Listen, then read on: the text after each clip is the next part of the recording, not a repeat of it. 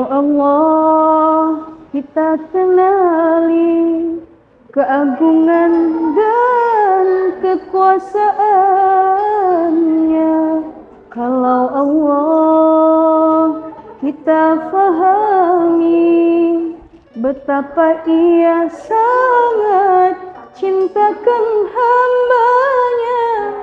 Assalamualaikum sahabat kurma semuanya. Hamdan wa syukran lillah, wassalatu wassalamu ala rasulillah wa ala alihi wa sahbihi wa mawala, amma ba'du.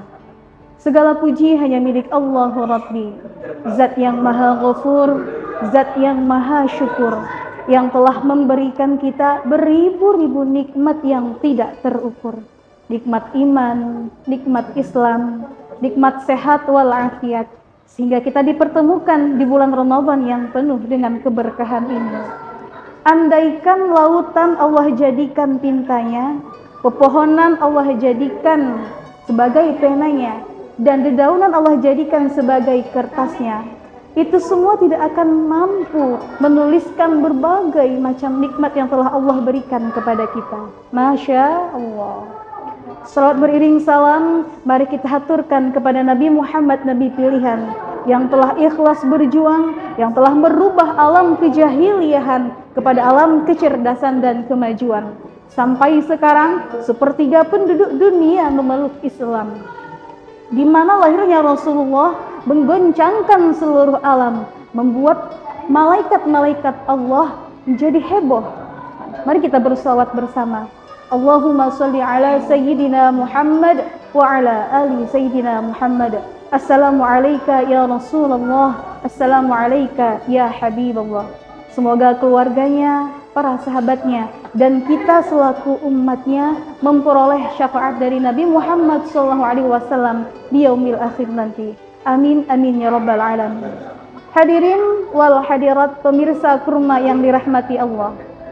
Adapun judul ceramah ana pada kurma kali ini berkaitan dengan lagu yang ana bawakan sebagai pembuka kurma tadi, yaitu bagaimana cara kita sebagai hamba untuk meraih cintanya Allah Subhanahu wa Ta'ala.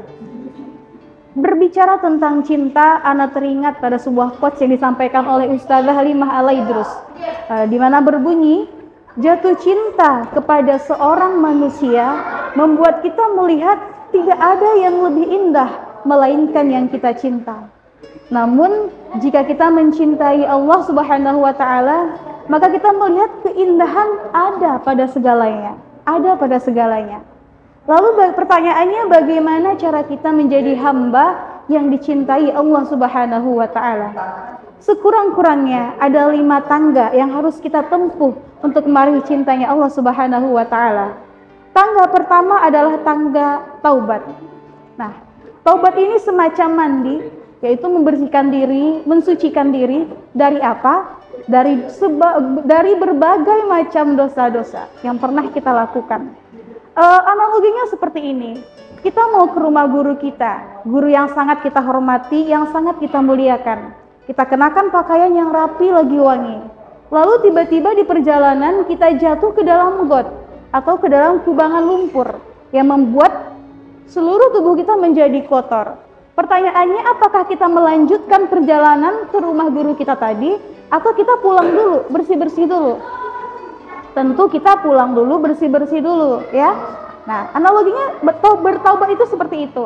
Kita pulang dulu, membersihkan diri kita dulu untuk meraih cintanya Allah Subhanahu wa Ta'ala.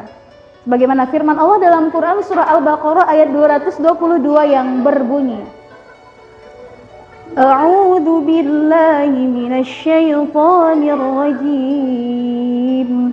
Bismillahirrahmanirrahim. Innallaha yuhibbut tawwabin wa yuhibbul mutatahhirin. Artinya, sesungguhnya Allah itu menyukai orang-orang yang bertaubat dan menyukai orang-orang yang mensucikan dirinya. Oleh karena itu, tangga pertama adalah yang harus kita tempuh adalah tangga taubat. Tangga kedua adalah berilmu. Carilah ilmu, carilah guru yang sangat ilmunya bersambung kepada Rasulullah SAW.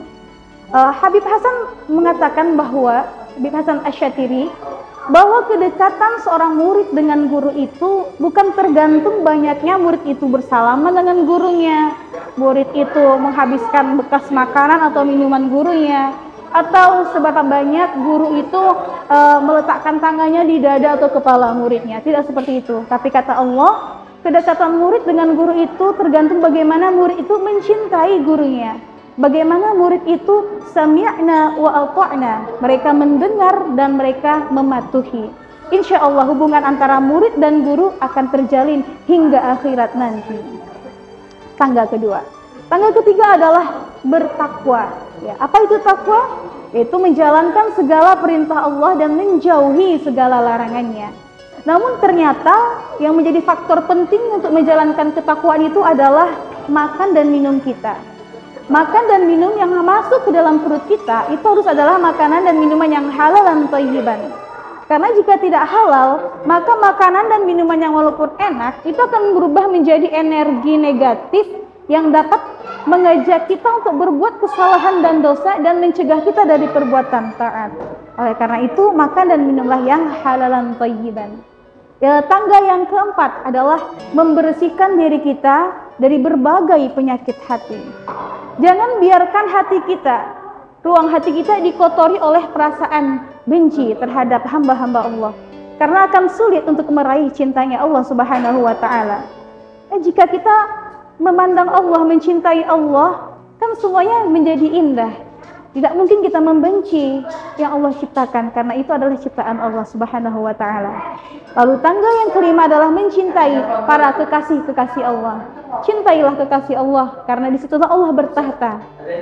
Cintai guru-guru kita, para alim ulama. Namun jika berbicara tentang manusia yang paling mulia, yang paling dicintai di sisi Allah Subhanahu wa Ta'ala, tidak ada manusia yang paling dicintai di sisi Allah melainkan baginda Nabi besar Muhammad sallallahu alaihi wasallam. Cintai Rasulullah, rindui Rasulullah, maka sangat mungkin hati kita akan layak untuk dicintai Allah Subhanahu wa Ta'ala. 5 tangga tersebut jika kita lewati, kita tempuh. Pertama, tangga bertaubat, bersihkan diri kita dari berbagai macam dosa. Lalu kita tempuh tangga yang kedua, mencari ilmu, mendekat kepada Allah. Kita tempuh tangga yang ketiga, menjalankan ketakwaan, segala perintah Allah dan menjauhi segala larangannya. Lalu kita membersihkan hati kita dari berbagai penyakit hati dan kita mencintai para kekasih-kekasih Allah. Maka sangat mungkin hati kita akan layak dan pantas untuk Allah cintai. Demikianlah 5 tangga yang harus kita lewati untuk meraih cintanya Allah Subhanahu wa Ta'ala. Semoga Allah mudahkan hati kita untuk menjadi hamba yang pantas untuk dicintai Allah Subhanahu wa Ta'ala. Hadanallahu wa iyyakum ajma'in. Billahi taufiq wal hidayah. Wassalamualaikum warahmatullahi wabarakatuh.